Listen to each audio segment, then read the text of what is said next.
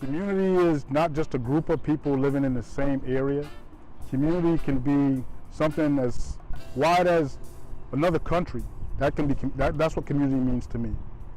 So when this project came, well, kind of dropped in my lap, the Saluda basketball project, I figured, you know what? Let's try to get the community involved in what we're doing.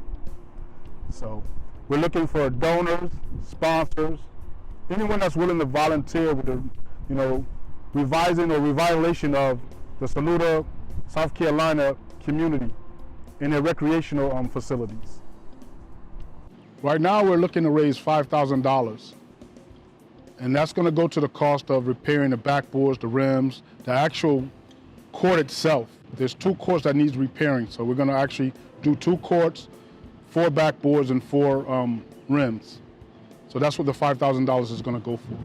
I think we can do more events there, get these kids out and do more activities, because we know health is a big thing with us now.